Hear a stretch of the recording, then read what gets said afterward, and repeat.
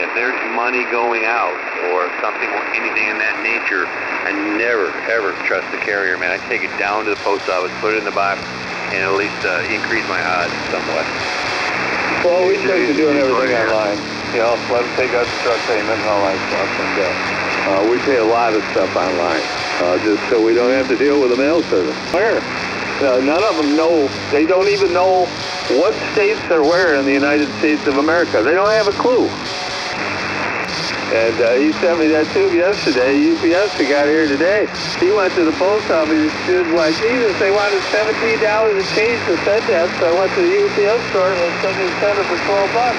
Because they send it to $10 tube first and then bring it back.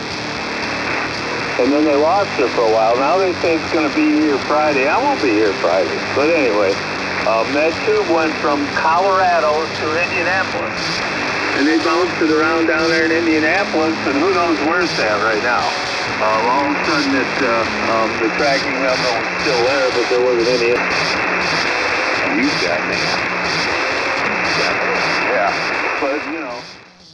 I'm on the ones and twos. I'm on the decks. I'm on the decks. I'm on the decks. Somalia decks. I think for this episode we should really we should get cool radio names like people who on pirate radio stations. You know? Yeah. We got to dub. Dylan is like the namer of this podcast. Yeah, let's see. I don't know. Let's see. Cool pirate radio names. Izzy, you're gonna be Jackie on the decks.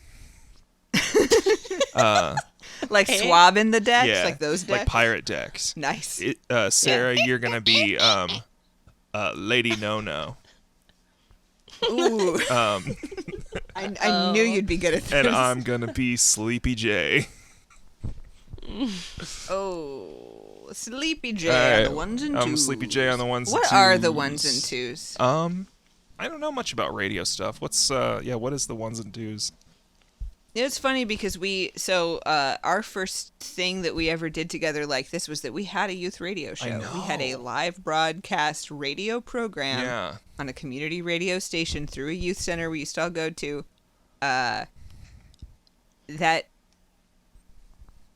people in the town, theoretically anyone in the town could listen to. We never knew how many people actually did. Probably almost nobody. Probably some, though. I mean, we were on at 11 p.m. on Saturday. It was Saturday, right? I think it was earlier. It was like prime time. Yeah. Wasn't youth radio 6 to 9 or something? Yeah, this is 6 to 10. WFHB community radio, baby. This is the big leagues.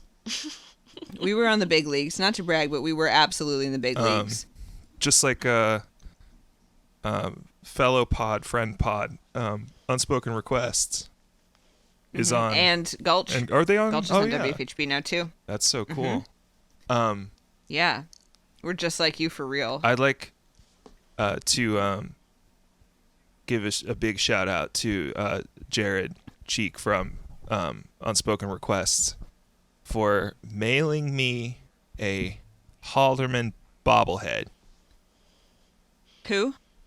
A Haldeman. Oh, this is hockey. No, this is Nixon. Haldeman. Nixon. Oh. Yeah. Oh. Wow. That's amazing. I got a mysterious text from Jared asking me what my address was a while ago.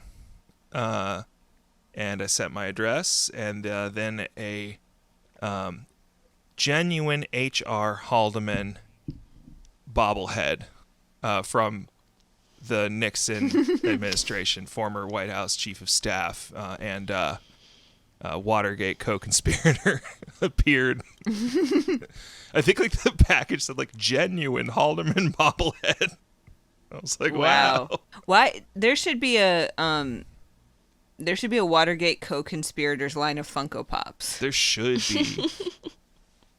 That's a good idea. If those people knew what they were doing. Interested in history. There probably are, right? There's so many. I feel like there's an everything Funko There's Pop. no way there's a Haldeman. There's got to be. What, you don't think? I guess old people aren't collecting. I feel like people slightly older than us are into Funko Pops, though. I think so. Yeah. I think you have to be about 42 years old to be into Funko Pops. I feel like it's elder millennial is the target demographic. Yeah. Of Funko Pops. Definitely. Yeah. Yeah. I don't like their eyes. They're dead. They're like no, a shark. there's nothing cute. There's nothing good about the proportion. Hey, welcome. what's up? What's You're up? listening to Pirate Radio Station Bimbo Summit. I'm Chrissy on the deck. Yeah, Chrissy That was on my the name, deck. Was it? It wasn't Chrissy. What? It's Chrissy on the Dells. You're Debbie from. does decks. You're broadcasting from the Wisconsin Dells. Chrissy on the Dells. Sarah, I was Lady No. Lady No, and I'm Sleepy J. That's Sleepy right. J. On the Sleepy J on the ones and twos. on the ones and twos. Yeah, welcome to our Christy on the Dell. Chrissy on the Just want Dells. to get clear. This is you are Okay. Chrissy from the Wisconsin Dells. Okay. All right. And we're broadcasting from the HMS. What?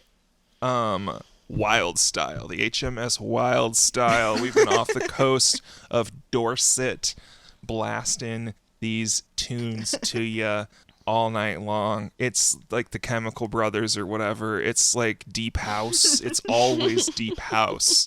It's acid house. It didn't it's used hard to be. house. It didn't used to be. It's It used to just be like, want to listen to the Beatles? hell no. I want to You listen know? to deep house. All right. Well, We're a certain distance from the mainland, floating. doing maritime law. Yeah, doing maritime law. This is an episode today about radios. Yeah. Theoretically, we said it was going to be about spooky and creepy things on the radio, and that is partly Spooky. true. But I also wanted to talk about pirate radio, which isn't really spooky, but it is like it's kind of fun and chaotic. It's fun. It's spooky. It's illegal. It's illegal. Yeah. Yeah. Well, Yeah. it was operating in a legal gray area. Yeah. But in England, that's the same thing as it being illegal. It's so funny because like England pirate radio is so fun, and like American pirate radio is like fishermen using a channel they're not supposed to use. That's always what it is. It's like guys arguing about where the boats go. Is it because in America, if you set up like a cool pirate station, like just off the shores or whatever, that could be picked up on the coast, and they found out who you were and where you were, they would shoot you? They would shoot you in the head, and you would die, and you'd go to heaven with God. In England, they're not even allowed to like hit you with a stick. They just give you a fine. Yeah. So you can do whatever you want. They give you an apartment or whatever, and they make you go to counseling. Is that what it's like? Not the Dutch. Not the Dutch? Not the Dutch. The Dutch are not armed. the Dutch. The Dutch are Yeah. armed? I know, like, it's like Scandinavians, guns. like, right? This Norway prison is like, you get like a hot tub and a... Norwegian prison seems all right. The Dutch, you got to remember, the Dutch are Germanic people. They're Anglo-Saxons. They're not Nords. No, it's all the same guys, right? And they'll shoot you. And they will shoot you. They'll They will shoot you. The Dutch will Yeah. shoot you. The Americans will The Dutch also will kill you. shoot They'll you. shoot you. What I'm getting at, though, is that it's illegal in the U.S. to operate a radio transmitter that is aimed at a domestic audience. That's just, like, automatically illegal unless you have a ham radio license. But even then, there's, like, restrictions, and you have to take a class, you have to pass a test, you have to get a license, and then you can be a ham radio person, and you can join specific... And ham radio is what Paris does, right? Yes, allegedly. Okay. Yeah. Yeah. What does ham stand for? Home amateur operators. I don't know what ham stands for. What does ham stand for? You can eavesdrop on ham radio a lot. Like Hand and mouth. hand and mouth radio. You gotta hold it up. I guess that's a CB radio that I'm thinking of. Hand and mouth. When truckers are like, brr, breaker. Oh, right, Yeah. right. That's- Yeah. Well, that's different. That's different. That's CB radio. Yeah, right. It's not hand and mouth. Yeah, that's just like channels reserved for like. Holy, are you serious? What? The actual thing that ham stands for Hyman Almy Murray. Is that a guy? It was an amateur station that a guy named Hyman shared with someone named Bob Almy and Reggie Murray using the call sign Yeah. ham. Damn. And that was like one of the first amateur station, and then everything is now just called that. That's not what I guessed. I would have guessed home. Thank you, Kings. Amateur radio. Let's start with, you want to do pirate radio first because it's like fun and silly, and then do the spooky one next? Should we do spooky and then silly and then spooky? I was reading about the Voice of Peace. What is that? Yeah, what's that? So that's not spooky or scary. It's just sad. So none of it's really spooky. Well, that's in the middle. And then Voice of America, which is spooky. Voice of America goes into pirate radio. That's a natural segue. Okay, and then the number station. I was going to do an impression. Ooh, I love that. Of what it sounds like. Yeah, I think number stations are spooky if you don't know what they are. I think they're spooky regardless, though. I mean, they're they do just sound scary. They do, and they have, for some reason, a habit of sounding scary. I don't know whether it's on purpose, but yeah, I don't know. I don't know what you guys want to do. Yeah. I don't really have thoughts. Izzy, what's the Voice of Peace? The Voice of Peace is a ship that was stationed outside of Tel Aviv from 1973 to 1993. And it was created by this Israeli guy who, during the war in 1948, he bombed a Palestinian village. And he was so racked with guilt that he spent the rest of his life, like, creating this pirate radio station that just shared messages of peace, like, 24/7. Whoa. Along with pop music. Whoa. And this was an illegal station. Yeah, it was like, I think it was like registered. Weirdly, he had like Dutch investors. The Dutch, they love to get their hands in this stuff. Why are they in here? They're all over this thing.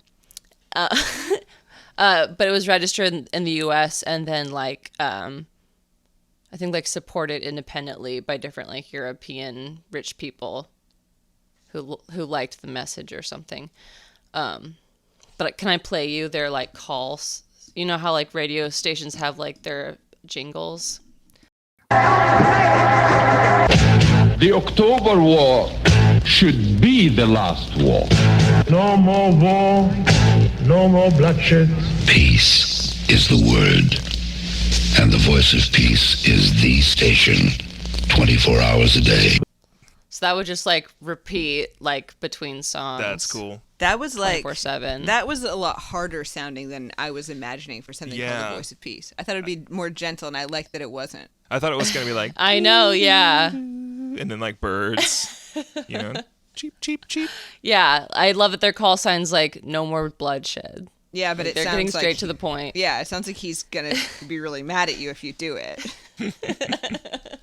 I was imagining more of like a Cat Stevens thing. This is so much better. Yeah. No, that what do the kids say? Slaps. That's a slapper. Yeah, slaps. That's a bop. Slaps. Yeah. Bopper. I like that it was like, dun.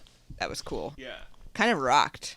Yeah, it was kind of like, I thought it was going to be like a Black Sabbath song, but it was a voice for peace, which is cool because like... It did. They're pro-war. Sounded like the beginning of that one song.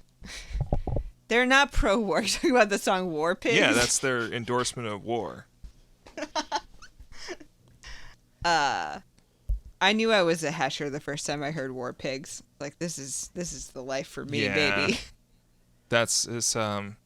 It's a classic. It's one of the first examples of war metal, being pro-war. Yeah. It's just like that song 3 Doors Down did for the military. Or like that YMCA song, Join the Navy. In the Navy, which is definitely a celebration of the Navy and not a celebration of doing it with guys on a bunk bed. No, that's a celebration of the Navy. Didn't the Navy like pay for their music video or something like that? I don't know, like, maybe. The Navy denies it, but apparently they like were allowed to film on an aircraft carrier because the Navy did not understand. The Navy paid for the movie Battleship. They did? With Liam Neeson and Rihanna? Yeah. That's my... They're always paying for, like, stuff about American... Army. Military. Like, American military. I heard they paid for the recording costs of Top Anti. Gun. And Jack Reacher. Jack Reacher. Jack Ryan. Jock I don't know. Reacher. I think those are both. Jack Reacher. Jack Reacher. Dylan, did you just allege that the U.S. Navy paid for the recording of the seminal Rihanna album Anti? Yes, I did, and I think that, and they're trying to keep that quiet. Rihanna, Seth Meyers, the whole media elite, they're all trying to keep that quiet because if they find out, Rihanna and Seth Meyers, who famously control the media. Well, that's the cabal, and they want to keep that quiet, so that you don't realize that they're all in on the system. It's all part of a machine. So that the military paid for that. Izzy, what happened to the Voice of Peace? It lasted 20 years. That's longer than most pirate radio stations. Yeah, and then he sank the ship in the end. Whoa! And he died lonely and poor. Oh, his name was A.B. Nathan. Wait, did he sink the ship on purpose? It was like going down, so he was like, Ave Maria. Gonna rock with this. That's so sad. Nearer, my God, to lay thee. it to rest. Yeah. That's very sad. Well, atonement is important if you've done something terrible. Yeah. Why did he have to be on a ship? Did Israel not want him to do cool stuff on land? He definitely would not be allowed to do that on Israel territory. He spent a lot of time, like, he seemed like a guy who just, like, he was also a pilot. Mm-hmm. He would, like, fly to Egypt to, like, try to get them to, like, do fun stuff, and they regard him as a clown. Whoa. That's what one quote said. One of the DJs for Radio Caroline worked on the Voice of Peace ship. Before? So maybe that could be after? a nice segue to radio. You should talk about Voice Caroline. of America.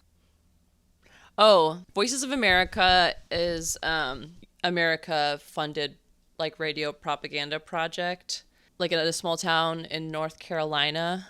Voices of America, Site B. There's 22 miles of transmission lines. Whoa. That's crazy. And all they transmit is shortwave radio. What is shortwave radio? Dylan, you know this. Yeah, the waves are short. What does that mean?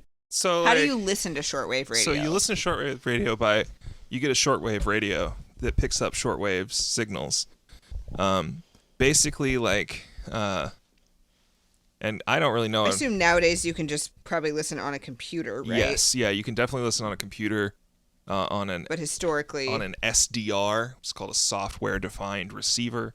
Historically, you would need a shortwave radio, which were pretty common. There was a lot of, like, basically, like, it's like AM radio, but, like, the waves are less intense. Basically, like, there's less power in the wave, which means it's like a slower wave, but that also, which means it's, I guess, like, the quality is worse than, like, mainstream commercial radio, but it's easier to pick up from longer distances. Mm-hmm. So you can, the shortwave radio can be picked up. Like, you might be able to hear, shortwave stuff from, Brazil, like, here, So it's like long and thin instead of fat and chunky. Yeah, I think that's right. I don't really know how radio works, and I probably should have looked that up beforehand. And there's a bunch of weird stuff I don't understand, like how it works better at night. Really? Like what? low power shortwave. So, like, because of the sun? Because the sun's cooking frying the electricity. So, like, lower frequency band stuff. So, like, shortwave radio is usually, like, in a lower frequency band than, like, FM radio. And shortwave radio, like, it's always in a lower frequency than FM radio. It travels much farther, and for some reason, actually, I think it's got to do with the ionosphere. Like, the waves bounce off the ionosphere, and there's, during the daytime, there's like, interference from sun. The sun, like, interferes with the radio waves and makes them. So, like Izzy and I said, that it gets cooked. Yeah, it cooks the electricity. It cooks, like, the electricity, but. Obviously. But on the flip side is sort of also true, where, like, higher power radio stuff is more clear in the daytime somehow. I don't know how that works. Wow. But yeah, crisp. It's because it gets crispy. It gets too crispy. It's crunchier in the daytime. But yeah, you can hear like much farther away at night, which is most on shortwave, on like lower power shortwave stuff, which is interesting. That's wow, cool. That is really wild. Well, to bring it back to Voices of America, at Voices of America's site beat in North Carolina, they spend 86% of their time broadcasting Radio Marti, which is like specifically broadcast for a Cuban audience. Oh, yeah. To spread the message of, America. Get rid of all your cool cars, Cuba. That's like, there's a lot of like, I think one of the things that's really interesting about like shortwave radio and just like radio in general, I guess, but like, it's the political like dynamics of like what countries, different other countries are targeting other countries with like their propaganda stations, and like that's still happening everywhere. And you kind of would think that that's like a very obsolete concept, but when you think about it, it's like kind of the only way to like, you can surpass like an internet filter with that. You can, and there's no record of you listening. You know what I mean? Like if you're like on a website or you're receiving a text message or whatever, like there's a recorded forever trail, right? But radio, it's like complete anonymity. You're just tuning in your little radio. And owning a radio is not inherently like there's nothing suspicious about that. Right. Like even having a shortwave radio is like maybe unusual, but not like inherently makes anyone think you're a spy or whatever. Like in North Korea, the North Korean radios are modified to only be able to pick up North Korean stations. Like they're like the dials just go like from. And it's right. Isn't it like a switch or something? Yeah, it's like a switch. There's like, or like, it's like you cannot tune to any other frequencies, and it is a crime to listen to non-approved radio frequencies. One of the things I found, like, just kind of stumbled across one day, messing around, was like this radio frequency that was like 1/2 dial click to the left of Radio Pyongyang. Which, like, Radio Pyongyang, by the way, highly recommend. Absolutely slaps. They have an English broadcast you can listen to. It's on different frequencies. That's the other weird, spooky thing about radio that's sneaky, is that they move frequencies all the time throughout the day, usually always on a schedule, pretty much. But, like, based on, like, the time of day. So, like, a signal might be at night. It might be broadcasting at 4625 kilohertz at night, but because that's going to be more clear. But then they'll move to like 13056 in the daytime or whatever. So you gotta just know. You can like look up schedules, but they'll like broadcast different times of day. Will be on completely different frequencies, and you have to like have the right frequency. And you can look it up online, but or like often they'll say what frequency they're moving to. But yeah, like anyway, Radio Pyongyang, like one thing to the left is was a radio station aimed at North Korea called Nippon no Kaze, so the wind from Japan, I guess. And it's cool name. I know, right? Super lame. No, that is cool. Like, I thought you said, that's like, lame. No, I said that's cool. Like the wind, like it's like blowing over. Yeah. But it's actually like secret messages to people in North Korea. Yeah, it's not even secret messages. It is specifically broadcast pointed at North Korea for Japanese people who have been abducted by North Korea, who are forced to live there. Whoa. Which, like, I guess there are a number of them. Who are abducted by the North Koreans for whatever reason, and they're like they're not allowed to leave North Korea. But there's this there's a station aimed at North Korea that specifically is just for these people who have been abducted, that plays like North Korean music or plays Japanese music, and also like Japanese news, and then also they read letters from family members which is really sad.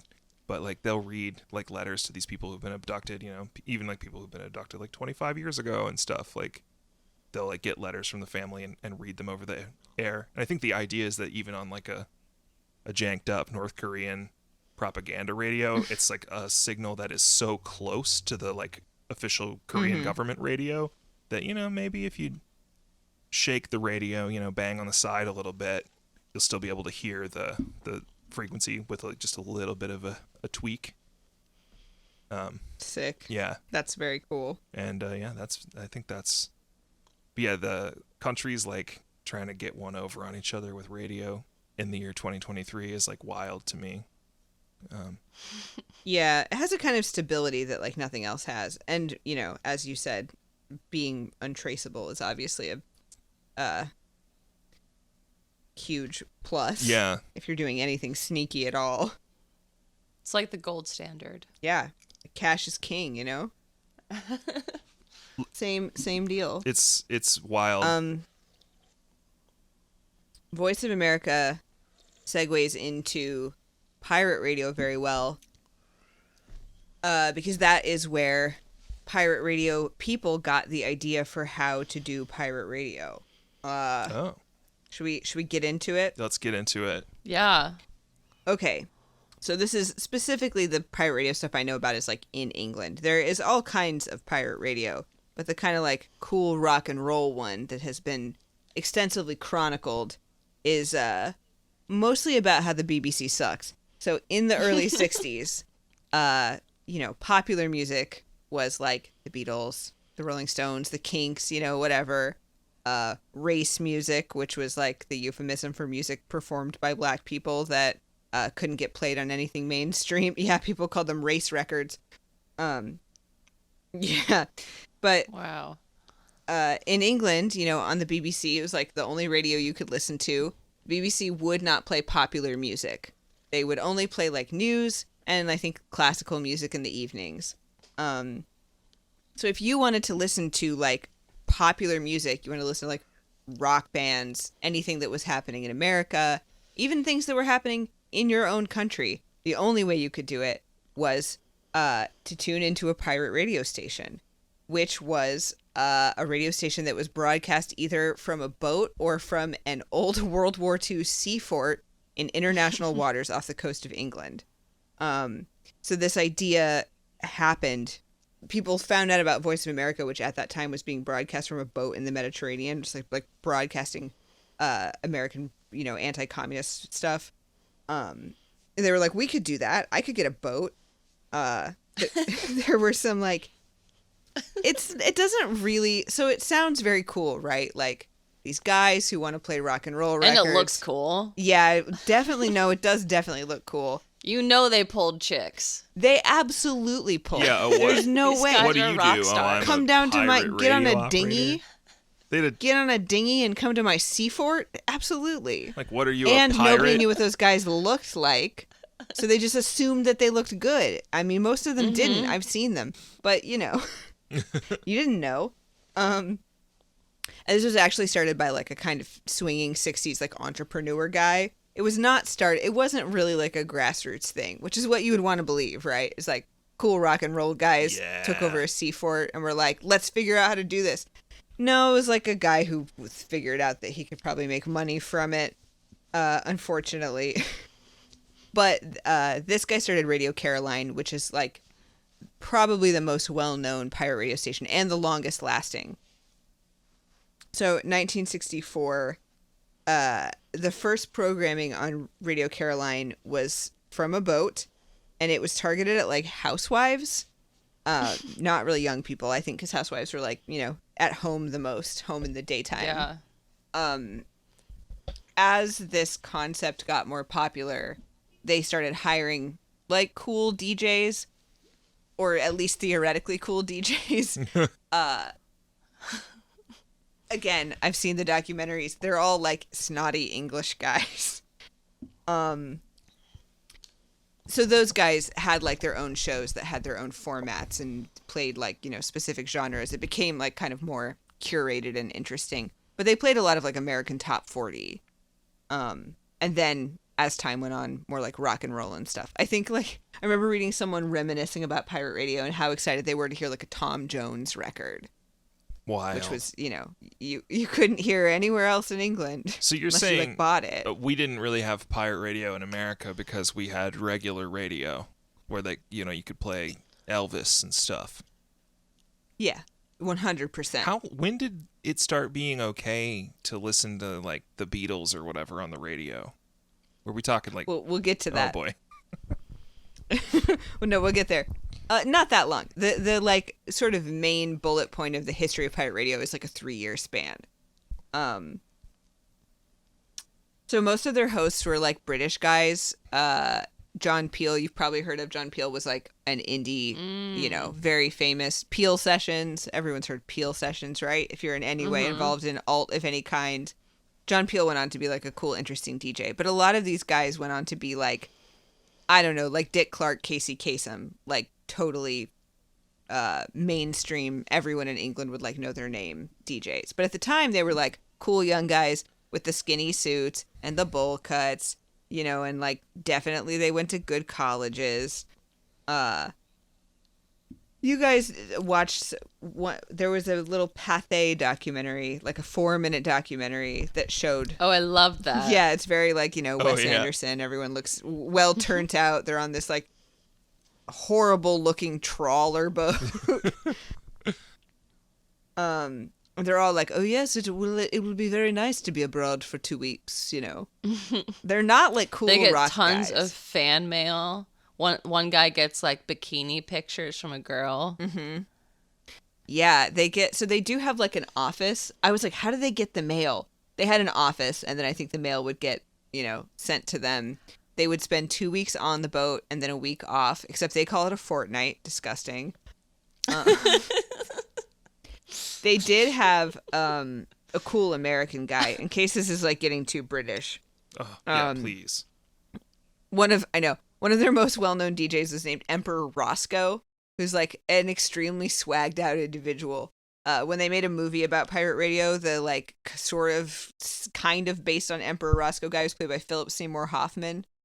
And he was like from Hollywood. His dad was a producer. He like knew how to get in there and be cool, He said, quote, "The poor British guys had a love for it, but they didn't have the technique." So I think he was the guy who came out and like brought in the flair, like knew how to put on a show, knew the kinds of things a DJ should do. He came over and was like, "This is had a wacky Messy name. J in the morning and the Zoo Crew," and they were like, "What is happening?" Yeah, yeah. He had the first soundboard. Did he really? No. Oh, I don't think so. Fans would also, as they started playing like more cool rock stuff, and this got sort of a grassroots fan base around England, you get like cool Radio Caroline t-shirts, so other people would see you and be like, "Oh, you too." Ooh, I want one. I know they're very cool looking. Fans would ride like little dinghies over there and throw presents onto the decks. They would wait on the docks for the DJs to come back and like swarm them. Tell me they shot it would have been bags weird, out right? of a cannon. They were far enough away that I don't think they could have. I mean, you had to get to international waters. I think it was like a 2-hour boat ride to get to like where the boat was anchored. What were the shifts like? Port. Like, were you there for like a couple days? Because like it just doesn't seem You were worth there the for commute. 2 weeks. It was a fortnight. A Dylan. fortnight? A fortnight. Oh, like the game? Yeah. Like the game. Love Fortnite. You played Fortnite for 2 weeks. If you think that we should rename this podcast to Victory Royale, write in.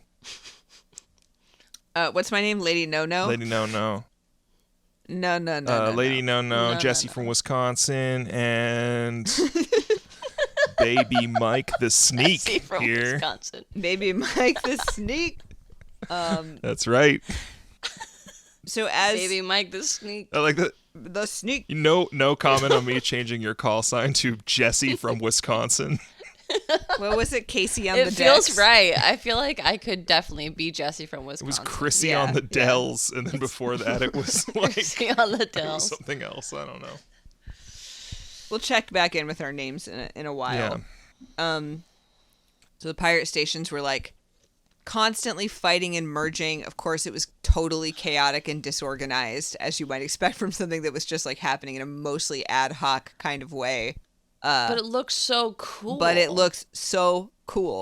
So, and then, you know, they're like also always running out of money because they have to get people to back them. And they're not like exactly bringing in revenue. They won't do normal advertising because that's not punk rock and cool to do that. No. Right.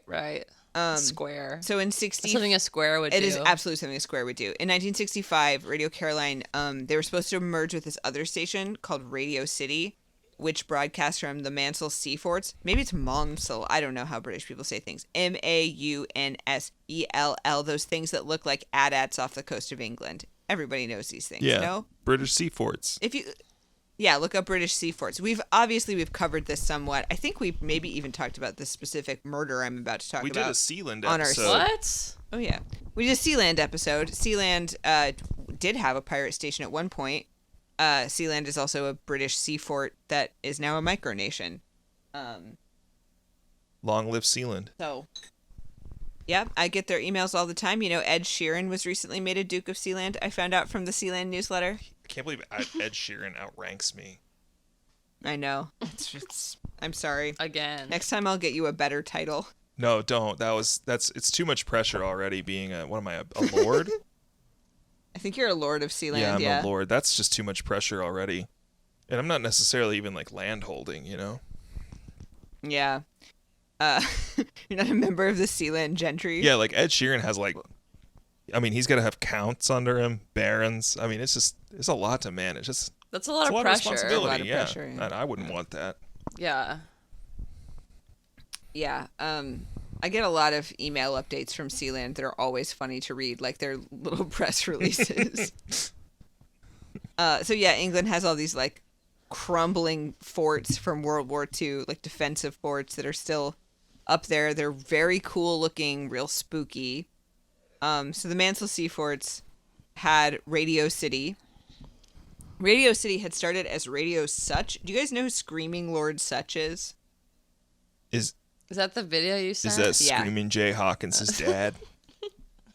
It's like if Screaming Jay Hawkins was a British guy, so A like vampire? not cool, not as cool. He has like an Alice Cooper thing going on, but way before, like in the early '60s. Jack the Ripper is like the famous Screaming Lord Sutch song.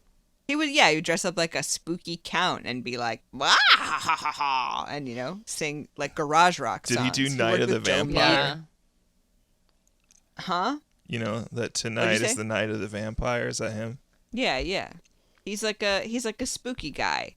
If you've ever seen Dave Vanian from The Damned, who was like in a punk band but dressed like a vampire, he's definitely like doing Screaming Lord Sutch. You know. Well, us in the grand tradition. us normies will have to take your word for it. Yeah, I guess so. Yeah. Yeah, Screaming Lord Sutch like later tried to get elected to Parliament a whole bunch of times. That was like his late in life thing. Oh, well, everybody needs a hobby. Yeah. So he started a radio station with his manager, whose name was Reginald Calvert. Remember that name? It's important. Reginald Calvert. Okay. Okay. So they would just play, you know, popular music. They would have this like sexy model lady come on and read excerpts from Lady Chatterley's Lover. What? You know Lady Chatterley's Lover? This is like a famous book that has... I mostly know about this book because my dad one time quoted to me the exact page number that the smutty part was on. Because, you know, like in the 50s, if you wanted to read something smutty but not get in trouble, you could read Lady Chatterley's Lover. It is written famously by D.H. Lawrence. That's the Lord. Oh. Is that's the one guy? You know, famous author. Anyway, Lady Chatterley's Lover had there was like an obscenity trial over it. It has some racy bits. Anyway, they had a sexy lady come on and read Lady Chatterley's Lover. But mostly they played like rock songs. But Screaming Lord Sutch got sick of doing this after like one summer and was like, "Hey, Reginald, my manager, you wanna like do this instead of me? I can go back to like screaming in a room. You guys should watch, if you didn't watch that video of Jack the Ripper, it's very fun because he comes out from the middle of the crowd and he's like scaring the hell out of these British teenagers just by like being wild. You can tell how uptight everyone is. It's a good time. They seem like they're having a lot of fun getting spooked. It really helps you understand like how Beatlemania happens. Like, oh my God, these people are so repressed. They just want an excuse to scream about something. So, Radio City gets taken over by Reginald Calvert. They're, of course, running out of money. They're going to merge with Radio Caroline. Now, I want you to learn another name. A man named Major Oliver Smedley. Calvert and Smedley. Calvert and Smedley. Okay. So, Major Oliver Smedley was a labor politician turned businessman. He is in charge at this point of Radio Caroline. He comes up to Reginald Calvert. He's like, "Come on, let's merge. Let's do this. It's gonna be cool. We're gonna we'll become financially solvent, baby. We'll do it on the sea for it. When two become one, we'll be like brothers, lovers, brothers and lovers." Reginald Calvert is like, okay, all right, okay, but we need a new transmitter. Our transmitter sucks. So I'll do this with you. Let's do this deal. But you got to get me a new transmitter. Smedley's like, cool, gotcha. On it. Let's do it. This transmitter finally arrives. It's from Texas. It's enormous. It's totally outdated. It's probably the wrong kind of transmitter. And when they're trying to get it up onto the sea fort, it falls into the ocean. Oh, no. Now, they do get it out. They get it dry. They try to install it. At no point can they install it. They call in, like, engineers from other pirate stations. They can't get it to work. This transmitter just, like, sucks. Even if they hadn't dropped it into the ocean, it wasn't the right so you kind can't anyway. just get any transmitter. Yeah, this was definitely a case of someone, like, not knowing what they were doing, being like, yeah, I got it. It's covered. It's coming. And then the thing that comes is, like, totally not it.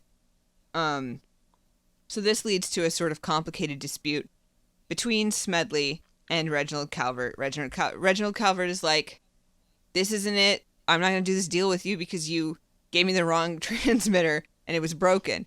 And Smedley's like, no. You owe me $600 for that transmitter. Do it. Come on. They're being stupid. Well, he had to pay shipping from Texas for a radio transmitter. I mean, that's probably... Which was apparently enormous and needed to be hauled onto one boat hauled onto a seafort from a boat. I can't imagine how much that presumably shipping not is. Like something you could lift. Yeah, probably a lot. Anyway, he wants that $600. Smedley, in order to strong arm the situation, hires 10 armed thugs to board the Mansell Seafort and seize the transmitter and also stop transmissions, like until they get the money and the transmitter back. Like America armed Calvert or is like British armed? No. I think British armed. Okay. Although I don't know, like Oliver Smedley was like a doorknob general. and a sock and a long thin piece of wood sort of weapons. Everything in England is made out of like heavy brass Yeah. and iron. I'm sure you could like mess somebody up bad. Yeah, I mean I'm sure they do violence, right? Oh yeah, no, they definitely do violence. That's, what about like soccer hooligans and stuff? Well, they what just about, accidentally stampede people, right? Like in Wildebeest in the Lion King movie. But isn't everyone in England who's not rich good at bare knuckle boxing? Do they do that? Aren't they like the Bronson guy? Do they do isn't that Bronson guy English? Do they do that thing where they do like fisticuffs where they like rotate their fists no, like a wheel? That's England. They still do that? So imagine... I have to pee. Okay. Go pee. You sound so pee. disappointed. Okay. Yeah, go pee. Okay. Wow. Well, I'm I here don't for know this, what kind of Sarah. fun I don't know what her deal is. I don't know why she's mad, but... She's obviously mad. She put on her coat, so I know that she's actually leaving and she's not going to come back. She's just leaving the recording. Yeah, she's just going. She's like, I have a jazz club to be at. Yeah. Why a jazz club? I don't know. I feel like Izzy is secretly going to be like in some kind of like New York jazz underground scene. Do you think she's doing scat singing?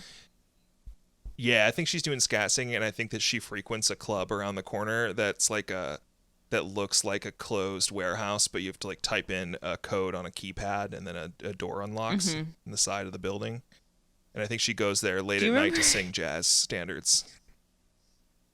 I think a lot about, now that that block has been like raised and turned into like, I don't know, some kind of weird apartment. Do you ever think about Club Envy in Bloomington? Oh my God, yeah. Club Envy was... We never knew if Club Envy was real, right? Yeah, that was really weird. I mean... Club Envy was like close to the youth center. Yeah. That was an underage club that we went to, like kind of in the same block. Club Envy, we were adults when rumors. Club Envy started, right? Or we were in high school, maybe we were in like our late teens. Yeah. Maybe kind of just too old. Just slightly too old. I don't know. Yeah. But it was like the back of this, not really a strip mall, but just like a building that had a couple businesses in it. And this one was like furthest back from the road, and it looked totally abandoned, but someone had written in like white, glass paint, Club Envy, like really amateur. Yeah. And we heard that it was like an underage club. Yeah, like an underground teen club. I heard I thought it was fake, and then one night I walked past and I heard music coming from Club Envy, and like it looked like there were people in there. So I think Club Envy was real. Who were they? If you ever attended a Club Envy event, if you ever entered into the belly of the beast, please tell us, what was Club Envy like? I'm sure we know people who were like 2 years younger than us in Bloomington who probably knew more about what was going on with Club Envy. 2 to 4 totally years possible. younger than us would know. It was right across the parking lot from, what was that video rental store called? Oh man, I forgot about that place. I always called it Free Government Was it Phones. like Video because World? They had that I sign. think it was called something like No. super generic. No, it was local. I don't remember. But I know what you're talking about. No, can't remember what it's called. I can't remember. Okay, all right. She's back, baby. Sorry. No. I'm glad you got the piss out. So, anyway, these two men are in a tiff with each other, and Smedley has hired 10 armed thugs to get in that sea fort. So Mr. Reginald Calvert is like, what do I do? These guys are like, they won't leave. They're threatening to destroy the station. He calls the cops. The cops are like, oh, you're calling us? Oh, and from the sea fort. That's funny. We're not going to help you because you're in international waters. How inconvenient. He's like, all right, fine. He goes back to land. He goes to Smedley's house. They're going to like talk it out or something. He's trying to get Smedley to call the thugs off. Instead, what happens is they have some kind of dispute, and Smedley shoots Calvert to death. Oh. Yeah. So Screaming Lord Sutch's manager shot over a $600 transmitter. So they were during America the proposed merger. He was, presumably because he was a general. Oh. I don't know about his dudes. I mean, his dudes maybe were ex-army too, and that's how he got them. I don't know. Not clear to me. All of my research just was like it. They said armed.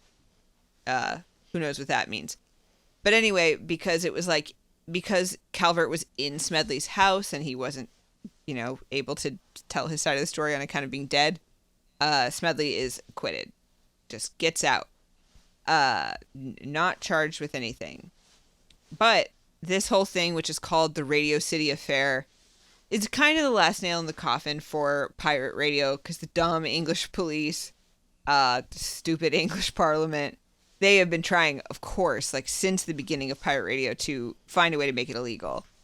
At first they're like, our hands are tied, it's not here.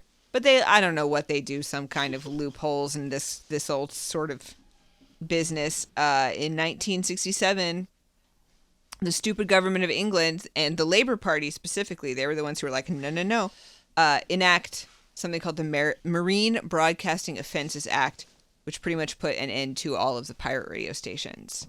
And then BBC is like, oh, well, maybe we'll just do our own popular music station. They invent BBC Radio 1 and they poach all of the good pirate radio DJs, except the ones who are actually punk rock, like Emperor Roscoe, who just like go do other things.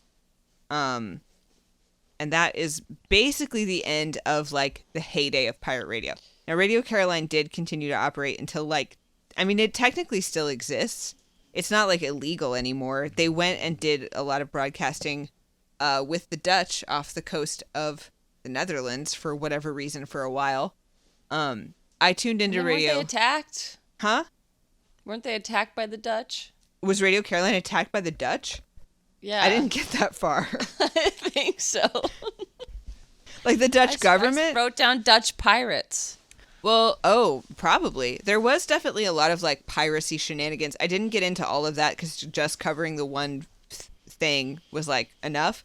But yeah, I mean, these guys were like boarding each other's ships all the time, and like they would just like get drunk and be bored on a boat and be like, let's go like raid another ship. Because it's like international waters, right? It's like, I'm not going to jail for this, so like... Yeah, I'll just do whatever. Smash all their stuff. That's cool. Eventually... Smash their big antenna. The Dutch did also introduce legislation and like evict Radio Caroline. Radio Caroline, I tuned into it last night. They were playing the Kaiser Chiefs. Oof. Should we see what they're playing right now? Yeah. Let's see. It's not even illegal, kind of a though. mix. I guess, is it still illegal, or have they purchased It's not a illegal. transmitter and a license? It's an AM station that you can listen to in England and the Netherlands and Belgium. Cool. And also anywhere on the internet. Except North Korea. Except North Korea. Except North Korea. You can't listen. They to do North sometimes Korea. broadcast live from the Ross Revenge, which was like a pirate radio ship. It was one of the many Radio Caroline ships that is like, it didn't sink or get like scuppered or whatever. It's still around. Like you can go tour the Ross Revenge, which is cool. That is cool. Okay, let's see. What is Radio Caroline playing right now? Chrome browser. If you're using a Chrome browser. You got to use Opera to listen. Very sorry. It's independent. Yeah, it's Yeah, you got to Opera? use Opera. Or Where do I get that? you can get it online. Shout out to Opera. Shout out to radios. Is Opera, Dylan, is Opera like, is it just Internet Explorer? It's the browser. It's just another browser. But it's like Stuff a getting indie played. one. Special about it. It's indie. Ah. I don't use indie. Opera. I don't know what the deal is with Opera. It's Radio Caroline recently playing Rod Stewart, ELO, Mungo Jerry, Status Quo, and Granddaddy. that sounds like a bop and a half. It's the selection I saw last night was like, okay, I obviously don't want to listen to the Kaiser Chiefs, but it was like Joe Jackson, Echo and the Bunnymen, like stuff I do like.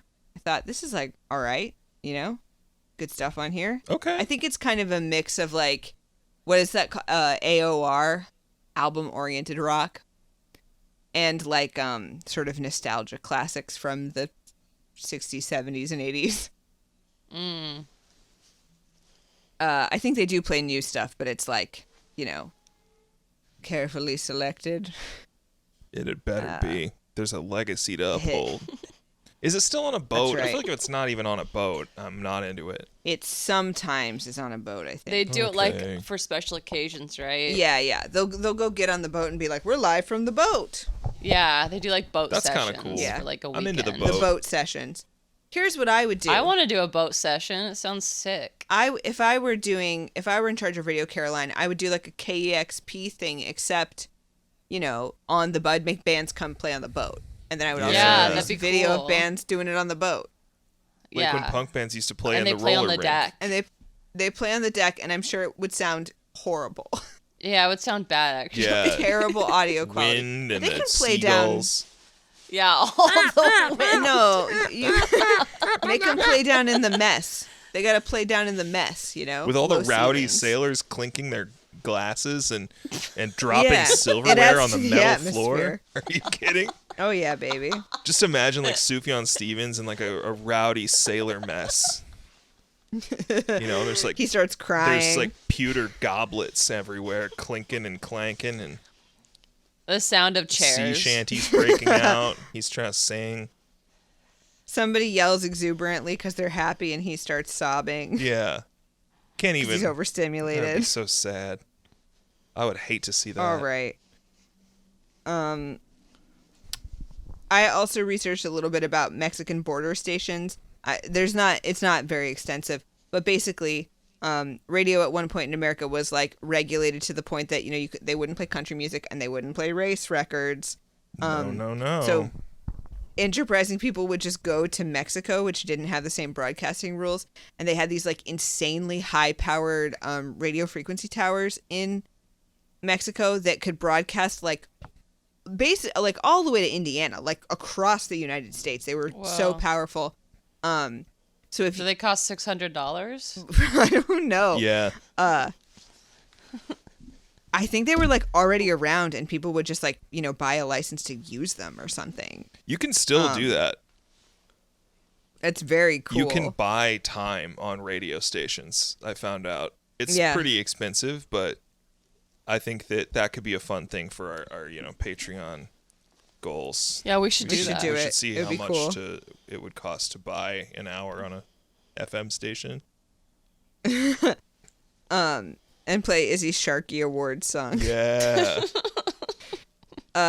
So the border stations were so powerful that they could, like, sometimes you could hear the signal on like barbed wire, like things made of metal. Whoa. Like people's dental fillings would sometimes pick them up. Whoa. But anyway, it was like the only place that you could listen to music being played by anybody black or like early country music. They were like, that's hillbilly stuff, and they wouldn't play it on mainstream radio. So like basically the birth of country music also happened because of the Mexican border stations. Very cool, but I'm not gonna get too deep into it. That's so interesting. Yeah. They try to block us now that the old FCC is around. Yeah, they would. Remember when I one time got suspended from our radio show. Now, I don't want to say these words because it is No Cuss December, but I once played the Elliott Smith song Rose Parade on, this is like the most pathetically indie rock way of breaking a rule. I once played the Elliott Smith song Rose Parade on a radio show, which has the S word and the F word. Oh, yeah, you got a suspension. I got a suspension. I was not allowed on our show. How long the next was time we broadcast? Was it just one day? It's just well, because our show was like every third week, right? Yeah. Or something. There was some kind of rotation. So I was off air for the next show, but that amounted to like a month and a half. I got one too. That was the same thing, the same length. One show. I got a one show. What did you play? I played a Door Keys song. Remember the Door Keys? Indie band, local, or Indianapolis, Greenwood, Indiana. Greenwood, yeah. I played a song. I can't remember which one, but I played a song off of their iconic Greenwood Park Mall record. And I remember I was like procrastinating, and I was making my like playlist with like 40 minutes before I had to like go. Like I was like making my mixed CD that I was using for the show, like right before we got in the car to like go to the station, and I just like I couldn't find lyrics for this because it was like a not famous local band, and I was just like, oh whatever, this is probably fine, and it was not fine. It had the S word in it. I think it had the B word. I think there was somebody was called an SOB in the song. Uh-oh. Not in December. Yeah, and I got axed. They really brought the hammer down. Dave from Rhinos was very upset, and he pulled out a yardstick, and he whacked it on the wall next to my head when I wasn't looking, and he said, no, I'm just kidding. He was so nice. He was like, look, it's just the rules. I was like, I'm sorry. I had to do this. He was like so nice. He was like, I was like, I tried to look up the lyrics, but I couldn't find them. And he was like, just be careful next time. But, it's just the policy. And I was like, okay. A lot of authority figures uncomfortable with discipline in our youth. And then he said, if you do it again, I'm going to kill you. Yeah. He whispered in your ear. Yeah, he said, I'm going to kill you. And he was like, no, it's fine. I get it. It's not a big deal. Just, just a one show. But I am going to shoot you. So we did get some complaints. Yeah. Yeah. All right. I have no further thoughts on my topic. Any questions for the witness? Yeah. The witness. Wait, which one of us is the witness? You're the witness. That's your new call sign. Oh, nice. Witness. We've got Jesse from Wisconsin. And the witness. Dylan, you were born for this. Thank you. It sounds like a crime scene. Yeah, it is now. I mean, it is now because of the murder. I was thinking more of like a quiet storm kind of thing. I'm prosecutor Steel Herringbone, and this is Jesse from Wisconsin and the witness. What's your role? Are you the host? I'm the bailiff. I'm bailiff. Oh, okay. This is bailiff Steel Herringbone coming to you live from Steel Herringbone might be your best fake name yet. DJ Steel Herringbone. Okay. DJ Bailiff. Anyway. Wow. Okay. We're supposed to be talking DJ Bailiff. about number stations, which okay, Dylan alleges that they're not that spooky. Yeah. I put it to you that when I first learned about number stations, this is probably 2005 or 6 that I heard tell of this kind of thing. It was back in the time of the internet where you download that thing. What was that thing called when you were bored online and you would push the button and it would take you to an interesting website and it had a really rudimentary algorithm of learning what you liked? Thank you, Stumble Upon. Shout out to Stumble Probably Upon. I miss you. Yeah, the kind of way I would find out about really cool oddities and stuff online, a guy trying to find out where a missing spy plane was or whatever. And it's just a long blog about that, or something about number stations. So at the time that we were first hearing tell of this, it was not yet very well understood what they were. It was much more mysterious, even in 2005 or 6. Yeah. What they were. So I guess you should probably describe what is a number station for people who haven't even heard of this idea. So a number station is a kind of shortwave radio station going back to the Cold War that broadcasts consistently, or sometimes inconsistently, but broadcasts a string of numbers. Usually, sometimes it's in Morse code.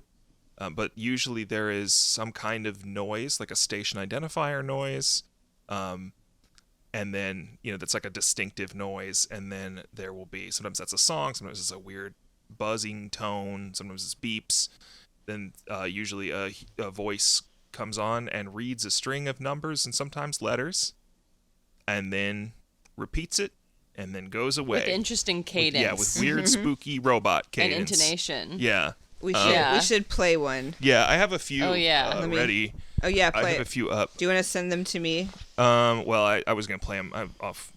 Well, here, hold on. You know how to do this? You know how to screen share? I can screen am a woman share. in STEM. It didn't work last time, but we're gonna try it one more time because I'm just playing them off of this Wikipedia page because they have samples. This one is an iconic one, and a lot of them. Let me see. Oh, oops. Oop, give me. Can I get access? Here, let me raise my hand here. Okay. What do you think raising your hand is gonna do? I don't know. It might help. What if What if I open a jam? You want me to? Do you want to play the Lincolnshire Poacher? Please play the Lincolnshire Poacher. Okay. Here we go. Oh, that's what I was gonna do. Yeah. I know. You want to introduce the Lincolnshire Poacher? Yeah, this is a. I'm gonna raise my hand. What if I start a jam? What if I start a whiteboard jam? What if? Hey, can we all pop on over to Microsoft Teams really quick? Y'all got Teams. Let's do breakout rooms. My boss keeps forgetting that he hasn't He keeps forgetting that he's been meaning to teach us all how to use Microsoft Teams, even though he's taught us all how to use Microsoft Teams like many times. Like he keeps giving us, like he'll give us this like tutorial on like how to click on the Microsoft Teams button. Nice. And then a month or two will go by and he'll be like, "Did I ever teach you how to use Microsoft Teams?" And then he'll do it again. Your boss really seems like he has a traumatic brain injury. Yeah, he's great. Shout out to my boss. Hey, quick question. Does your boss have CTE? Is he from 50 First Dates? Does he have that? Yeah, does he have Drew Barrymore disease? Dude, he might. I don't know what's but yeah. But yeah, so this is the Lincolnshire Poacher. There's a whole ton of these stations, and there used to be even more. And they are spooky, and they are no one knows what they are, or no one knows. Like officially they don't exist, or there is no known purpose.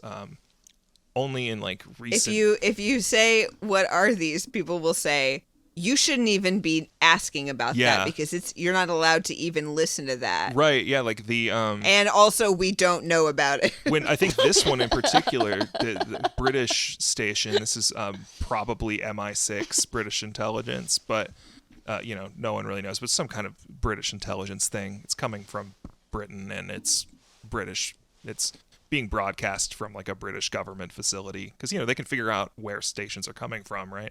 Can like triangulate signals and figure out where they are. But yeah, people, when this was first picked up, I think in the 70s, people would call in and be like, what is this weird radio station? And they were told, it is illegal to listen to this. You shouldn't be listening to this, which is a fantastic way to, keep people from being interested in a mystery, right? Just be like, this is illegal. You can't listen to that. But yeah, this is the Lincolnshire Poacher. Even though it is on radio that anyone can hear. Right. Okay. Here it is.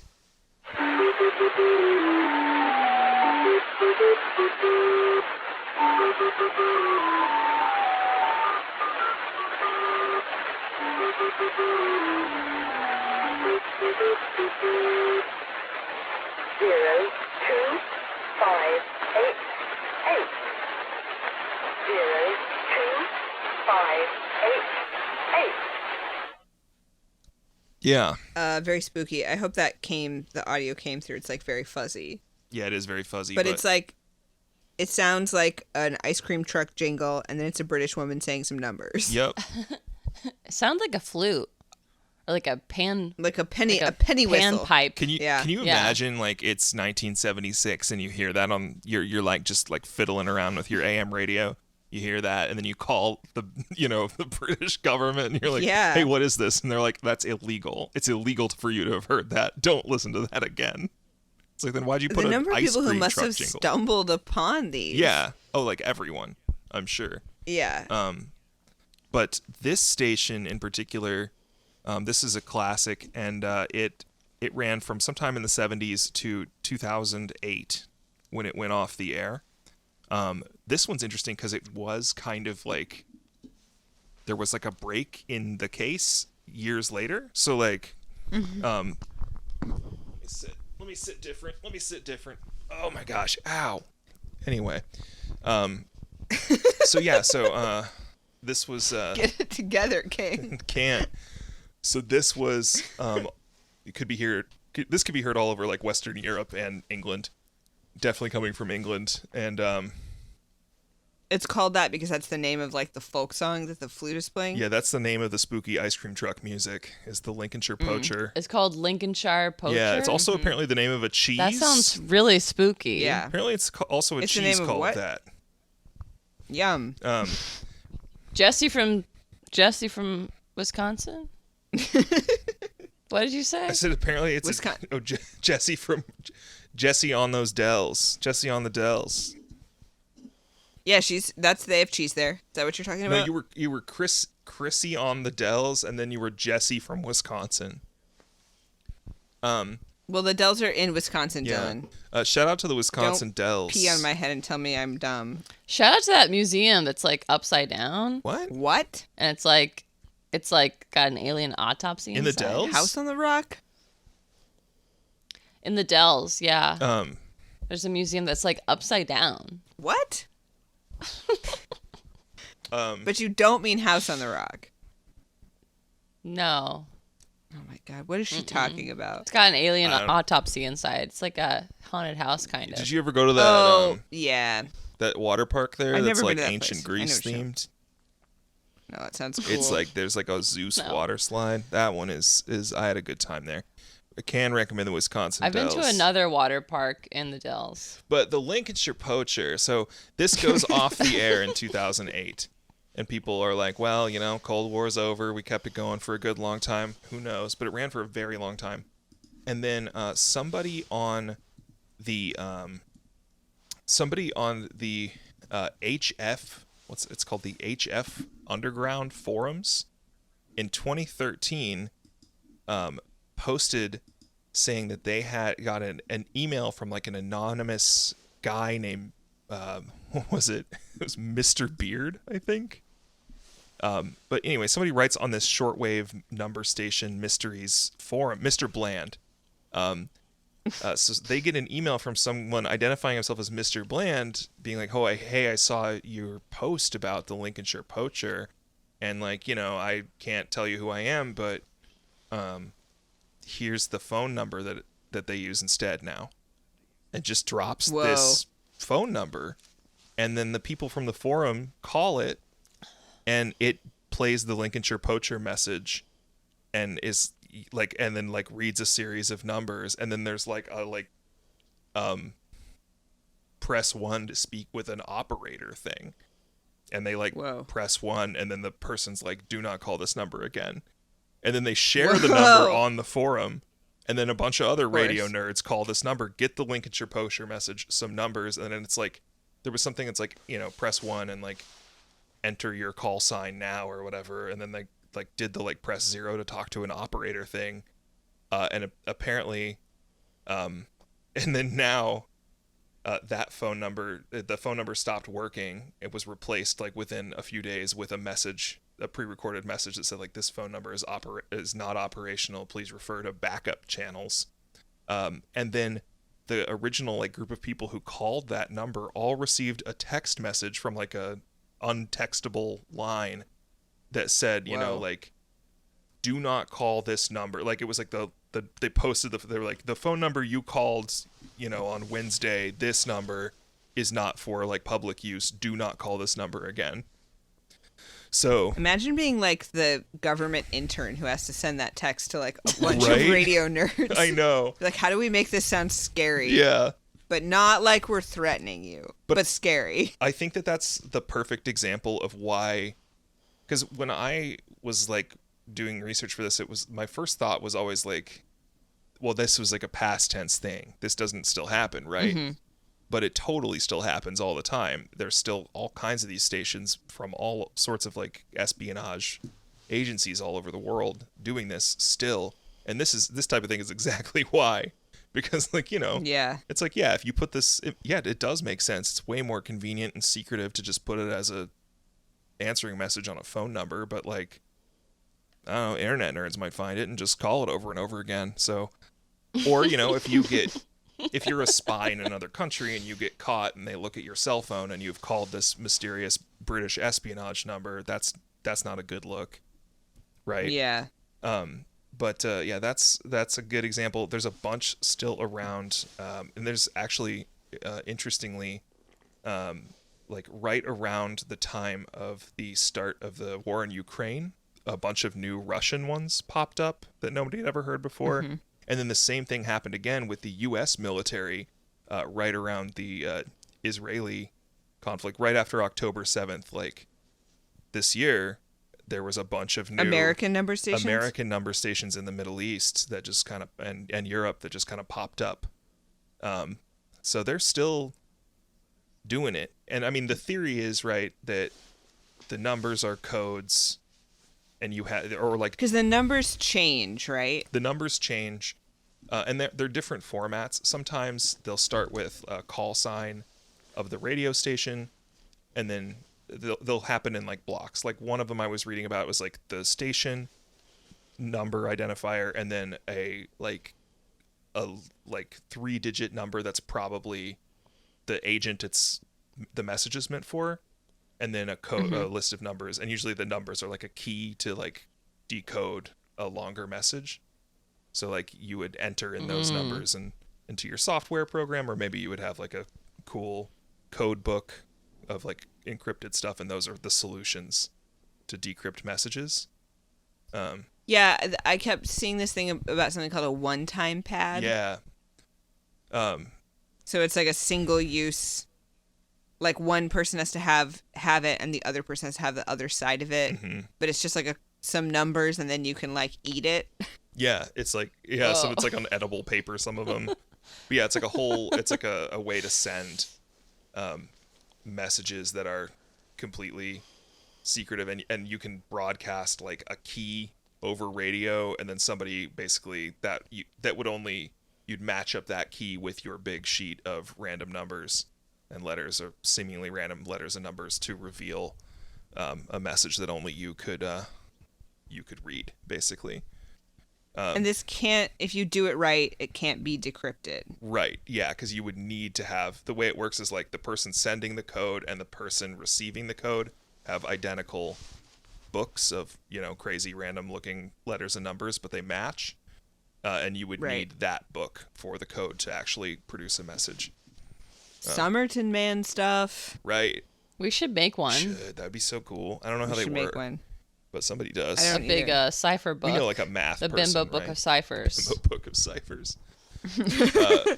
But there were a couple, like, and it's funny because like until the end of the Cold War, basically, like everyone denied that number stations existed and that they had ever been a thing, even though like there was a really famous case in let me find it. There was a famous case in a oh, I lost it. You lost. I lost my notes. Well, it seems like. Yeah, sorry, no. Did you find it? You got it? No, but basically the gist, it doesn't really matter, but the gist of it is there was a guy in the early 80s who let me see. There was a guy who wait, hold on. 1 second. I'm doing a bad job, you guys. One moment. He's going to get it. I'm going to get it. Great. Well, I'm doing great. You're doing excellent. Much love to me. Shout out to me. Much love. One love. Job provide. Yeah. Basically, they this guy's neighbor called the police and complained, like the police non-emergency number in Britain, and complained that there was like weird interference on his TV, and that it looked like Morse code. And the police, that's crazy. Yeah. How does that work? I so think wild. It was like he must have been transmitting Morse code too, and it's like a powerful signal, and like, electronics will pick up on like a transmission. So there was like weird fuzzy.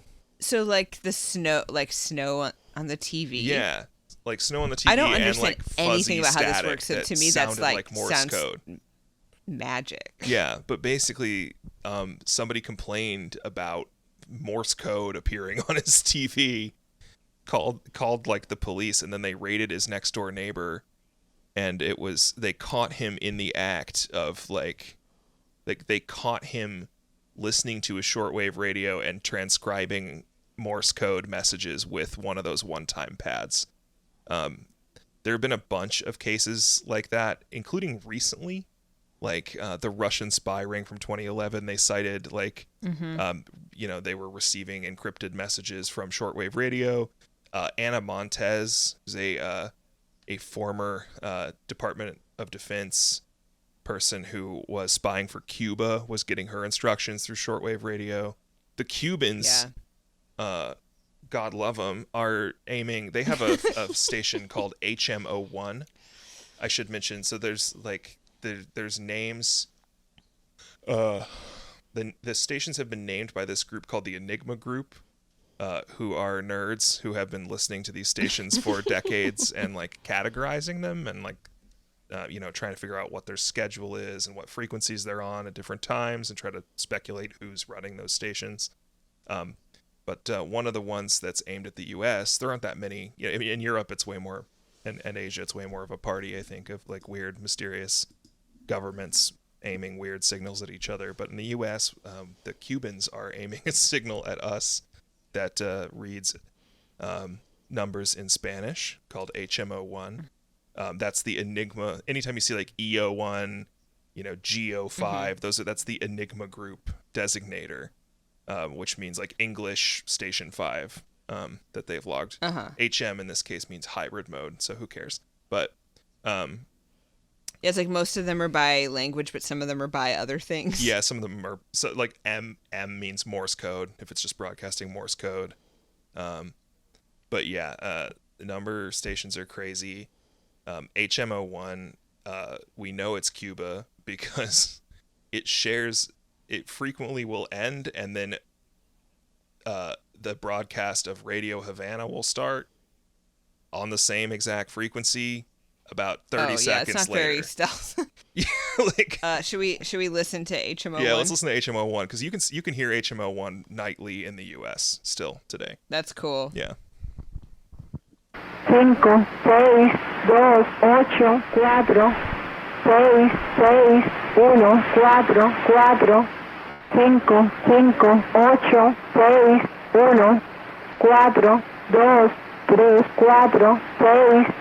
3, 4, 6, 6, 2, 8, 0, 1, 2. This is like almost 2 minutes long, Yeah, but it's a lot of that. It's numbers.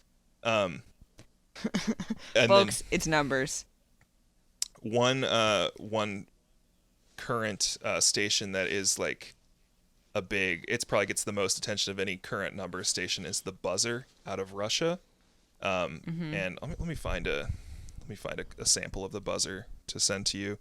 But the Buzzer is a Russian station that's been in operation since the early 80s on the same and what's kind of weird about the Buzzer is like most of these stations like move around frequencies or like move around on a schedule or like, come in and out. The Buzzer is always the same exact frequency, 24 hours a day. And it's a Russian, and they do that. It's called a signal marker. Basically, it's just to discourage anyone else from using that frequency for anything else, like by making an obnoxious noise on it 24/7. You can't use it for anything else. But then eventually, and the Buzzer makes a buzzing noise and sometimes is interrupted. And by sometimes, what's interesting is it's like, sometimes it's like once a week, twice a week. Sometimes it's like every other month. Like it's pretty weird. And sometimes it'll like flare up and there will be a ton of messages. Let me see if I can find. I got one here. You want this first one, the second one? Yeah, that's perfect. That first one is good. Cool. Yeah. Okay. The Buzzer. The Buzzer is just it's an internet icon now. But here's a good sample of the Buzzer.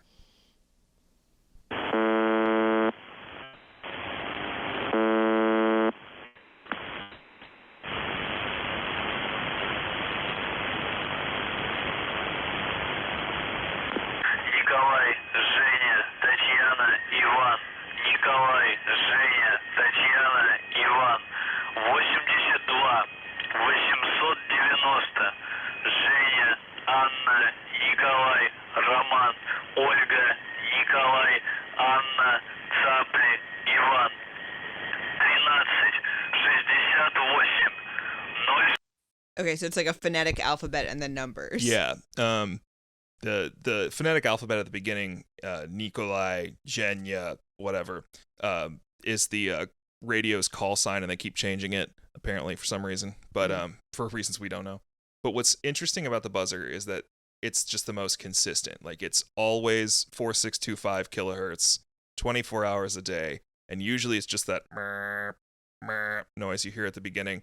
But it's become famous, and now there's a 24-hour YouTube live video of it where you can listen to it live. I saw just that on was YouTube. The second link, yeah. And there's like people in the chat being like, any crazy stuff on the Buzzer?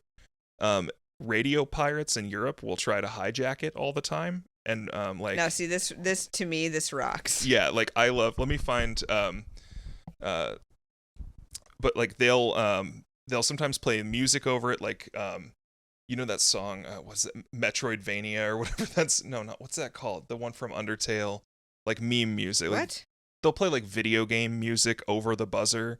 Come on, pick something cool, you nerds. They will try to draw with the signal. Like if you're looking at a digital radio, it's called the waterfall, where you can like look at the frequencies visually, and they will use that to like, they will try to draw stuff or write stuff by like playing weird sounds that look like a picture on the radio.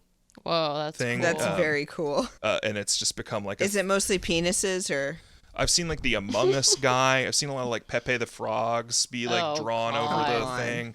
But it's clearly this ability, this knowledge is in the hands of the wrong people. Yeah. Yeah, what about a Degas? What about a good old fashioned penis? I think like basically I think that it's teenagers. I think the Russian teenagers. Oh yeah, it's hard to find videos that aren't like 25 minutes long, but I guess you wouldn't be able to see it. This is one where somebody drew a cat. People write things in Russian, but yeah, it's definitely like teenagers on the internet with radio transmitters pointing. Maybe it's not teenagers. Who knows? But like, yeah, people hijack it to play weird music. Ukrainians, especially, like, will hijack it to say pro-Ukraine stuff on there.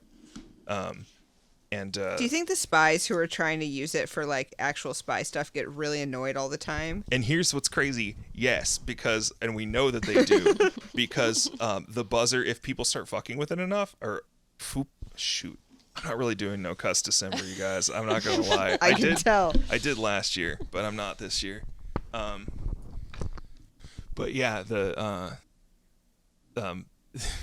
yeah, so people will hijack it and do wacky shenanigans, and the Russians will respond by making it such a horrible noise, like a screeching noise for like a really long time, to stop people from messing with it.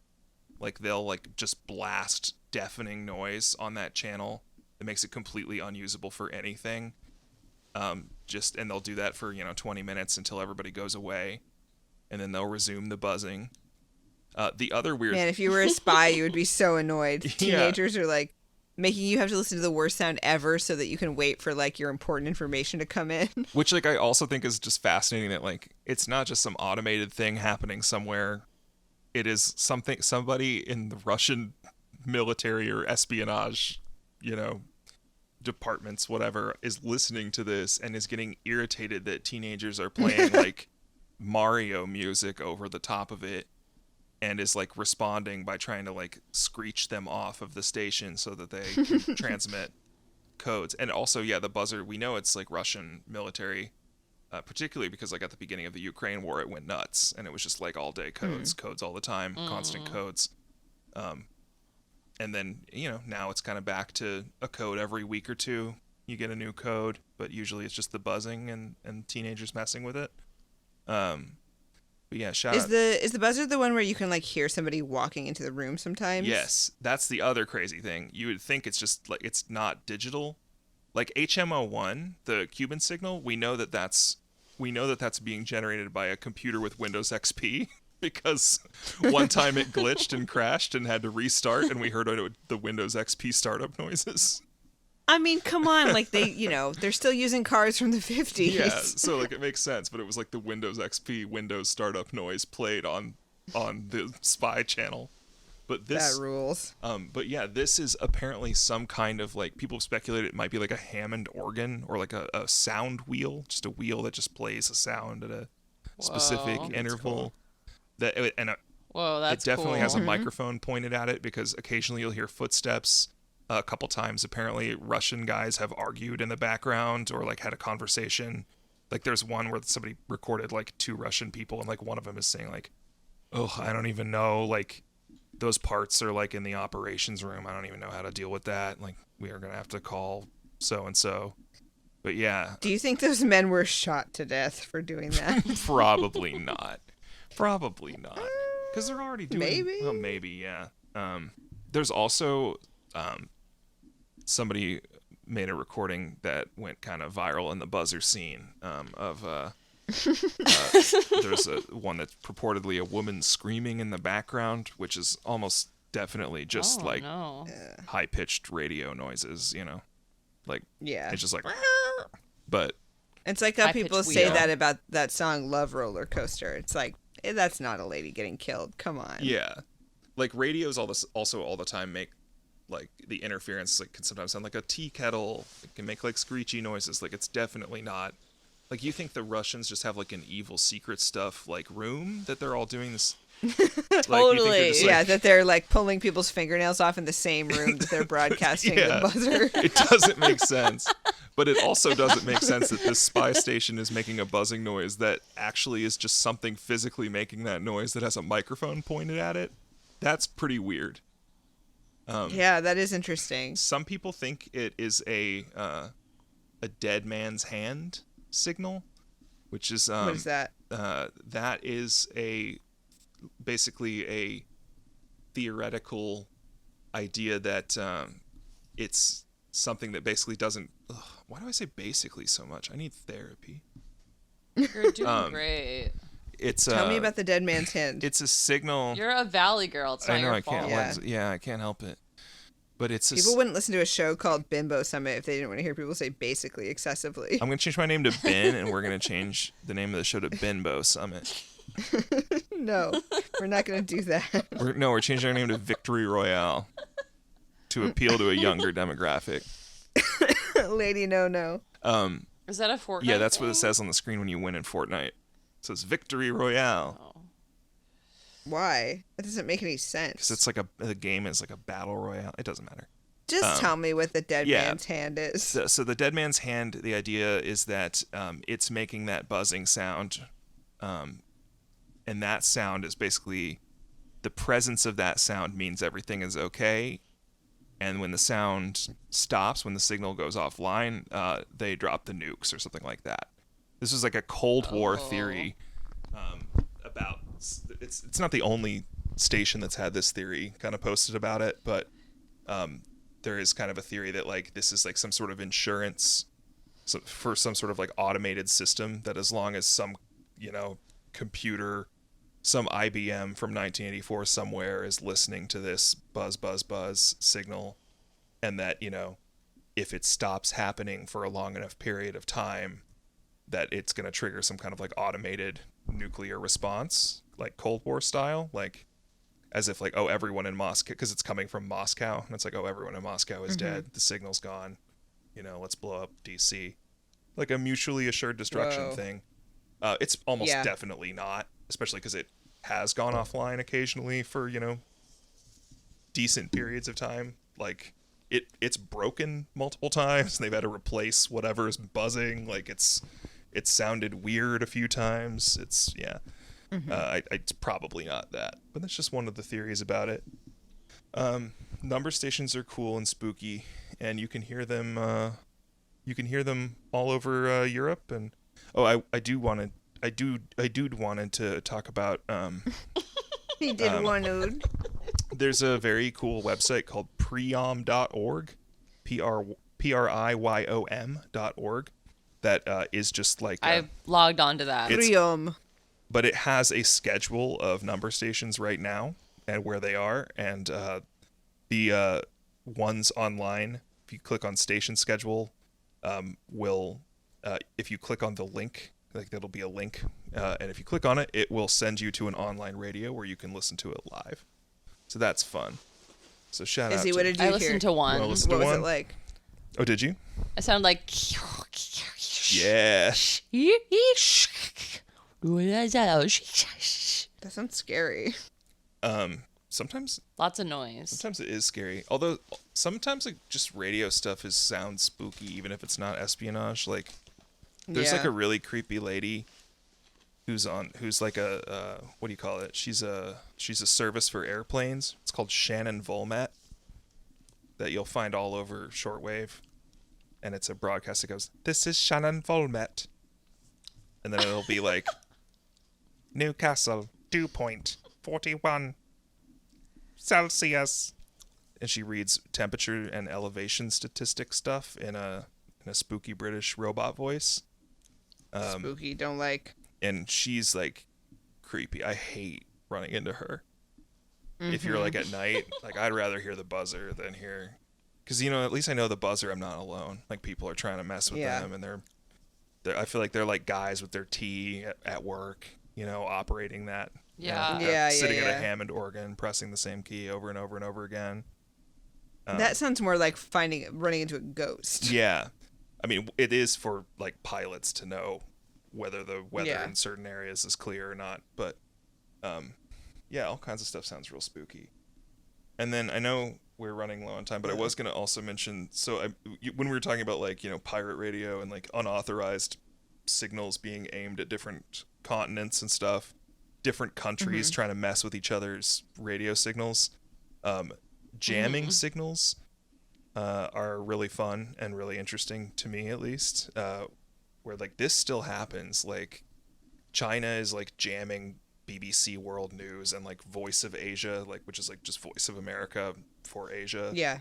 What are they jamming it with? Well, they have a crazy giant jammer called the Firedrake. Whoa. Yeah.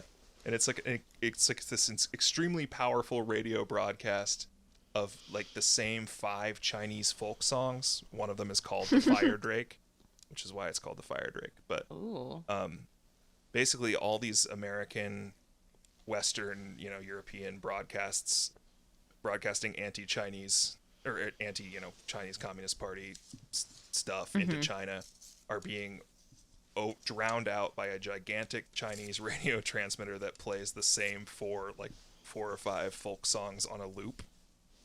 Whoa. Which, like, can you imagine? Like, if it was, like, imagine if, like, I don't know, Cuba was broadcasting English language communist propaganda, and, like, it was just, like, Yeah. and, like, underneath it you heard, like, the American military industrial complex. But yeah, the Firedrake is so loud that it's very effective. Like, you can barely hear it. And the Chinese government is just like, nope, that's just our, one of our services. We just provide free radio music for the people that moves around wherever the BBC World News is. What would we play? Lee Greenfield. Proud to be an American. Courtesy of the Red, White, and Blue. Yeah. Toby Keith. Proud to be an American, Lee Greenfield. Cotton Eye Joe. Cotton Eye Joe, I Will Always Love You. I Will song Always from Love. The Bodyguard. All I Want for Christmas Is You. Yeah. Yeah. Yeah. We got it. But it's still happening. Like, I know that we're jamming signals from China as well. Like, there's signals from China aimed at the east or the west coast, where they want people from California to listen to like anti-U.S. government news. And I don't know how they can get the Californians most easily, right? Right. Yeah. Yeah. I think our jamming signals are just like loud beeping noises, so they're not as fun. But most jamming signals are loud beeping noises. But yeah. Kryptonite by Three Doors Down. I gotta give it to the Chinese for that one. Like, I think it's really funny that it's just like there's so much money and effort put into like broadcasting all this, American propaganda all the time, and they're just blasting their own equivalent of Lee Greenfield, Proud to be an American, over it at a volume so loud that it's impossible to listen to. Bodies by Drowning Pool. Bodies by Drowning Pool would be an amazing national anthem. That would be I mean, it's a good song, know. But that's the radio. Izzy, so you were wondering how you could do this? Yeah, I want to do this. What specifically do you want to do? I want to get a signal going. Mm-hmm. Yeah. I want to be able to tap my little Morse code signals out. Tippity tap. To, the people. Mm-hmm. Maybe I'll have like a tapping thing. Yeah. For my Yeah. foot. Uh-huh. Maybe mic my foot. Bzz, bzz, bzz. Or like maybe the bell at a hotel to get someone's attention. Oh, yeah. Like mic that and learn Morse code. Yeah. And then play some English rock. So you want like an analog situation like the buzzer. Mm-hmm. Yeah. The buzz her. The buzz her. The buzz her. Exactly.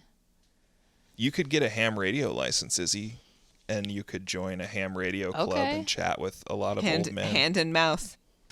I don't really want to chat with people, but I do want to broadcast. Wait, do people chat with ham radio? I thought CB radio was the one for chatting. CB radio is for like trucks. Ham radio is also and for hooking chatting.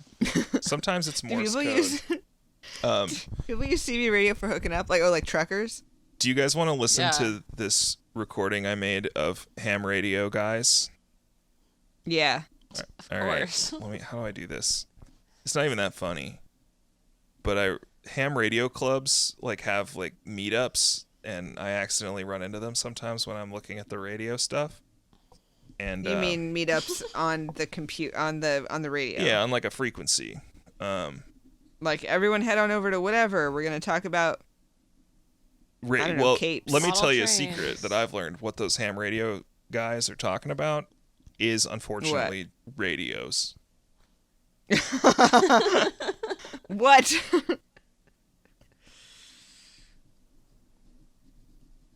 Do it. What kind of woman in STEM are you? I don't know how to use. Can you send to I don't know Sarah? how to use Google Send Meet. it to me. Okay, Send it to me. We've been using Google Meet. My darling, we've been using Google Meet. It doesn't work. 4 I years. couldn't get it to work either. I can't All right, figure out how that's to make true. it work. Is it present now? Yeah. Yeah. Oh, okay. Here we go. It's actually pronounced present. That's all. Can you guys hear this? Can you guys see this? Wait, you just started, and it also says your tab is muted. Why is it muted? Well, it's not playing yet. Can you Try. hear this? No, your tab is muted. It's not mute. It's a program. It's not a tab. Just unmute it. It's not a tab. It's a Okay, media. but you're just unmute it. What do you mean? I'm not. Nothing is Like muted. you know how you can mute. You know, like how you can mute or unmute yourself. Yeah. You should be able to mute or unmute the thing you're sharing, the window that you're It sharing. didn't give me an option when I tried to do It's it earlier. not. It's not a tab though. Yeah, it doesn't matter. It's like Windows whatever Media Player. There should be a way. I don't know. Maybe And there it's- genuinely isn't. And yet, Dylan, are you in Google Meet? You should be looking at Google Meet. Yeah, I'm in Google Meet, Okay.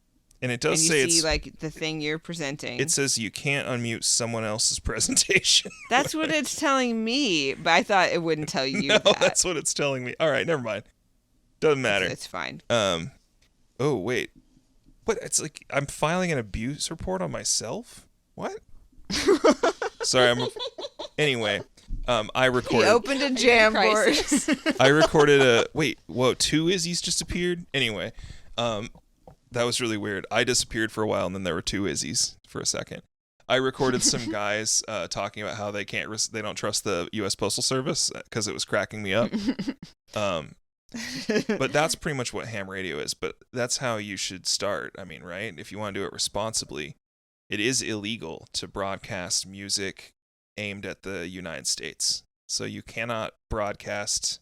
You can engage in licensed. You have to get a ham radio license, and you can talk to old guys in a designated channel with your ham radio equipment. And you cannot play Drowning Pool or Three Doors Down for them? No, that is illegal. Because of the FCC? Because of the FCC. If you wanted to play music, you would need to get a commercial broadcast license, and then you would also need to pay. No. You would also need to have a transmitter powerful enough to reach another country, which can be. No. I Googled this because I was interested too, if I could just start playing weird stuff over shortwave radio. And they said that startup costs, if you did this legally, would be around $1 million. So that could be our next Patreon goal. Yeah, definitely. $1 million. Have you guys seen that movie with Christian Slater where he is like running a pirate radio station and out of his like garage, and he's like in high school?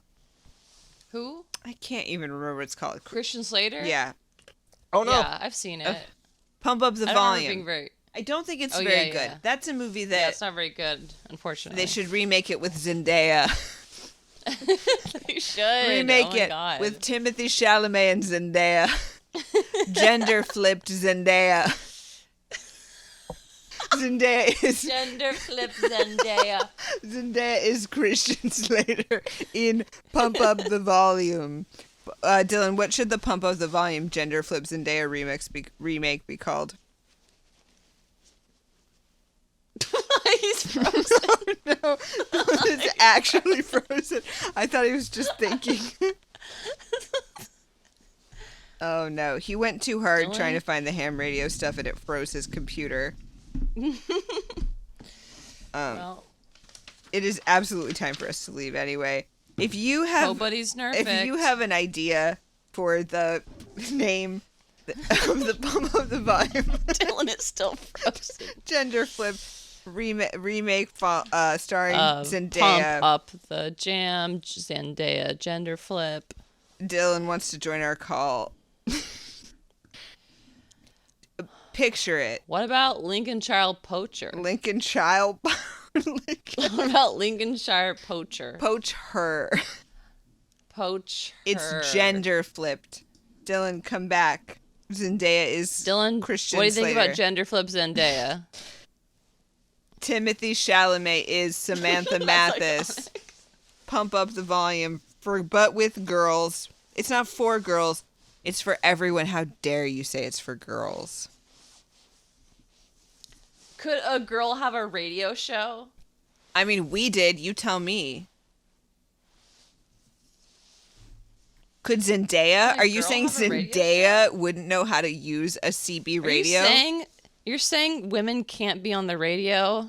I'll have you know Zendaya stars Yeah, we center In a female gender flip. voices.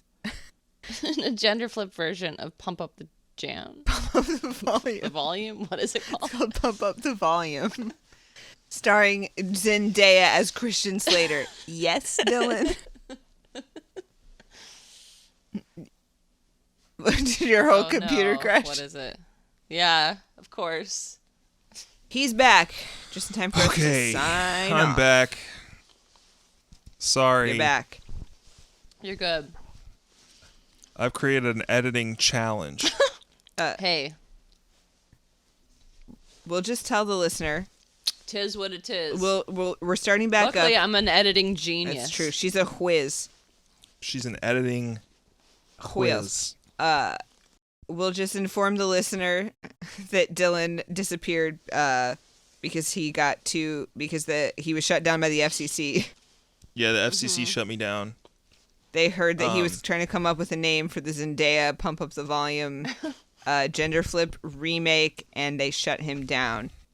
So we got to sign off before the FCC comes for us too. Yeah, we gotta go because we're actually recording this on a channel that's supposed to be Montana Wildfire Emergency Services Radio, and we're really not supposed to be on this frequency, and it's really illegal. And as we've established in this episode, if you broadcast illegally on a frequency, they shoot you. So To death. You They die. shoot you to death and you die. And then you're at the hand of God. Yeah. We're not. Yep. Let's not do that today. No, let's not do that today. So, even though the gods are crazy. And even though the stars are blind. This has been DJ Herringbone Nightmare Sleepy J, and I'm here saying goodnight with Jesse from Wisconsin and Lady No. Lady No. Sarah. Oh, come on. I really Sarah liked from Sarah. I work. was relating to the persona of Lady No No.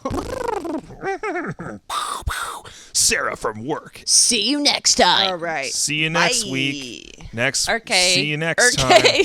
time. Okay, bye. Okay, bye. Sorry. All right. Sorry. Bye. Sorry, everyone. Sorry, everyone. Sorry, everyone. Sorry, everyone. Sorry, everyone. Sorry, everyone. Sorry, everyone. Sorry, everyone.